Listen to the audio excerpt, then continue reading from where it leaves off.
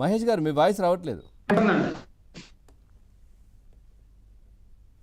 నరేష్ గారు చెప్పండి. రైట్. ఏంటి సార్, అంటే మీ ఏఐసిసి నేషనల్ కౌన్సిల్ మెంబర్గా కూడా ఉన్నారు మీరు.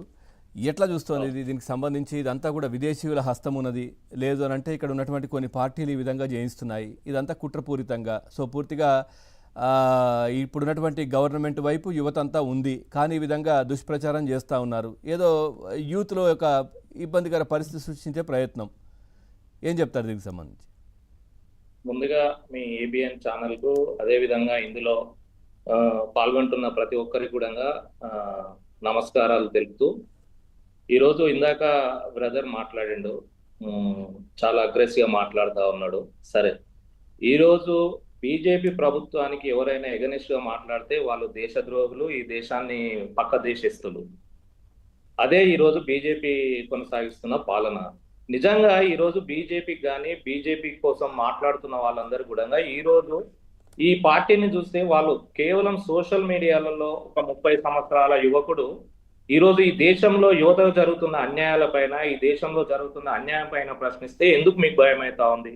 ఈరోజు క్యాబినెట్ మీటింగ్ పెట్టి స్వయాన ఈ దేశ ప్రధాని ఈరోజు యువత ఏం ఆలోచిస్తా ఉన్నది, మీరంతా ఏం చేస్తా ఉన్నారు అనే ఈ రీల్స్ ఏంది, ఇన్స్టాగ్రామ్ రీల్స్ ఏందని ఆయన మాట్లాడుతున్నాడంటే, ఈ రోజు ఈ యువత ఈ సోషల్ మీడియా ఎంత ఏ రేంజ్ లా ఈ రోజు ఈ దేశం గురించి మాట్లాడుతున్నారు, ఈ దేశంలో జరుగుతున్న అన్యాయాలను ఇంకెన్ని రోజులు చూడాలని వాళ్ళు గొంతెత్తున్నారని ప్రధానంగా ఈ బీజేపీ దానికి అనుబంధంగా ఉన్న వాళ్ళందరూ కూడా ఆలోచించాలి. ఈరోజు తాను మాట్లాడుతున్న ప్రతి విషయం పైన మీరు ఆ స్పష్టమైన ఒక క్లారిటీ ఇవ్వకుండా, ఇతనేదో పక్క దేశస్తుడు, ఇతడేమో అమెరికన్, ఈ రోజు అతను ఆమ్ ఆద్మీ పార్టీలో పనిచేస్తా ఉన్నాడు, ఇంకో రకంగా ఇతడు దళితుడు అనే ఒక వాదన కూడా వినిపిస్తా ఉన్నారు. సో ఇవన్నీ కూడా మేమంటున్నది ఏంటంటే, నేను ఒక ఏఐఎస్ఎఫ్ నేషనల్ కౌన్సిల్ మెంబర్ గా అతను మాట్లాడుతున్న మాటలు ఏంటి, అతను ఎవరిని క్వశ్చన్ చేస్తా ఉన్నాడు, ఎవరి కోసం మాట్లాడుతా ఉన్నాడు, అవి ఆలోచించకుండా అతని పర్సనాలిటీ మీద అతడు పనిచేసిన విధానం, గతంలో చేసిన విధానాన్ని మీద ప్రధానంగా తీసుకొస్తా ఉన్నాడు. ఇందాక చెప్తా ఉన్నారు 12 కోట్ల ఉద్యోగాలు ఇచ్చిండు ఇప్పటి వరకు మోడీ అని. మోడీ ఎప్పుడైతే ఎన్నికల హామీలో సంవత్సరానికి 2 కోట్ల ఉద్యోగాలు ఇస్తా అన్నాడు, ఈ రోజు 11 సంవత్సరాలు అవుతా ఉన్నది.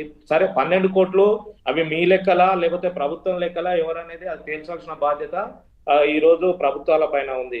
సో ఇవన్నీ కూడా మాట్లాడకుండా ఈ రోజు యూనివర్సిటీలో చదువుతున్న విద్యార్థులకు నేషనల్ లెవెల్ ఫెలోషిప్ లేవు, రీసెర్చ్లు జరగట్లేదు. బీజేపీ ప్రభుత్వం వచ్చినాక ప్రధానంగా దళితులకు ఫెలోషిప్స్ అనేవి లేకుండా చేస్తా ఉంది. ఈ రోజు ఆర్జీఎన్ఎఫ్ లాంటి ఫెలోషిప్లు ఉండే యూనివర్సిటీలలో విద్యార్థులకు ప్రత్యేకంగా బీజేపీ ప్రభుత్వం వచ్చినాక అవన్నీ తీసేస్తా ఉన్నది. సో ఇవన్నీ ప్రశ్నిస్తా ఉంటే ఈ రోజు కాక్రోచ్లతోనే ఒక చీఫ్ జస్టిస్ పోల్చడం అంటే దాన్ని మీరు సమర్థిస్తా ఉన్నారా?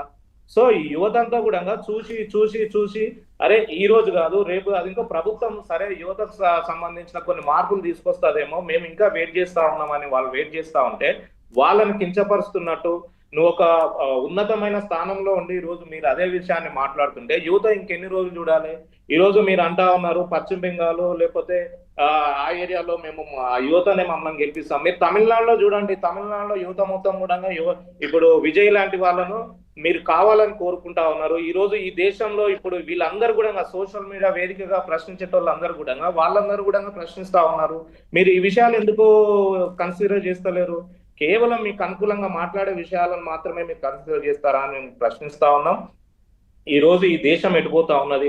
ఈ రోజు శ్రీలంక లాంటి దేశాల్లో ఏం జరిగిందో మీకు తెలుసు. భారతదేశంలో కూడా ఆ పరిస్థితి వస్తుందని మేము అనుకుంటా ఉన్నాం. ఇప్పటికైనా ప్రభుత్వాలు యువత ఏం కోరుకుంటున్నది, నిరుద్యోగులు ఎందుకు మారుతా ఉన్నారు, వివిధ రాష్ట్రాల్లో ఏంటి పరిస్థితి అని ఆలోచించకుండా మీరు కేవలము ఎవరైతే బీజేపీకి వ్యతిరేకంగా మాట్లాడుతారో ఎవరైతే అంటే వాళ్ళు అనేది సార్, ఇప్పుడు యువతకు ఏమి చేయకపోతే మొన్న జరిగిన ఎలక్షన్స్ లో ఏ విధంగా అంత మెజార్టీ వస్తుంది, ఎట్లా గెలుస్తాము? మీరు చూడండి, ఆ మొన్న జరిగిన ఎలక్షన్స్ లో ఎన్ని ఓట్లు రిమూవ్ అయినాయి, అక్కడ ఏ నినాదంతో పనిచేస్తా ఉన్నారు. బీజేపీ చిట్ట చివరి ఆయుధం ఏందో మీ అందరికీ తెలుసు. ఆ నినాదంతో యువత ఇప్పుడు ఈ దేశంలో కేవలం యువత ఓట్లే లేవు, అన్ని ఏజ్కి సంబంధించిన ఓట్లు ఉన్నాయి. వాళ్ళందరినీ కూడా ఏం ప్రలోభాలకు గురి చేస్తా ఉన్నారు. అవన్నీ కూడా మనం ఒకసారి ఆలోచించాల్సిన అవసరం ఉంది. ప్రధానంగా ఈ రోజు యువత ముందుకు వస్తా ఉన్నది. ఈ యువత ముందుకు వచ్చి సోషల్ మీడియా వేదికగా ఈ రోజు ఈ ప్రభుత్వాన్ని ప్రశ్నిస్తా ఉంటే వాళ్ళకి ఏం చేయాలో అర్థం కావట్లేదు. వాళ్ళ మొత్తం చిట్టా మొత్తం బయట పెడుతున్నది. దాంట్లో భాగంగానే ఈ రోజు అతను ఎవరైతే 30 సంవత్సరాల యువకుడు ఉండో అతని మీద కౌంటర్ చేయడము, 4 రోజులలో 120 సార్లు దాన్ని బ్లాక్ చేయడానికి అటాక్ చేసింది బీజేపీ ప్రభుత్వం కాదా? మీరు దీన్ని ఈ దేశంలో ఏం జరుగుతుంది అనేది ఈ రోజు బీజేపీ మీరు అధికారంలో మీకు తెలియదా? రా ఏం చేస్తా ఉంది, ఇంటెలిజెంట్ ఏం చేస్తా ఉంది, అసలు ఆ సైట్ ఎక్కడి నుంచి ఓపెన్ అవుతుంది? మీరు ఉత్తగానే మాటలు మాట్లాడడం కాదు కదా, మీ చేతిలో ప్రభుత్వం ఉంది, మీ చేతిలో యంత్రాంగం ఉంది. ఏదో ప్రజలు ఏది చెప్తే అది నమ్ముతారు అనుకోవడం, అదే అతడేదో ఫేక్ లేకపోతే పరదేశస్తుడు అనడం అది కరెక్ట్ కాదు. ఇప్పటికైనా బీజేపీ యువత ఏం ఆలోచిస్తుంది, నిరుద్యోగం ఎందుకు పెరుగుతా ఉన్నది, నిజంగా మనము మతము కులం అనే రాజకీయాలు చేస్తా ఉన్నాం, అవన్నీ కూడా పక్కకు పెట్టి భారతదేశంలో ప్రజలు ఏం కోరుకుంటా ఉన్నారు, యువత ఏం కోరుకుంటుందని ఆలోచించాలి. మహేష్ గారు నమస్తే.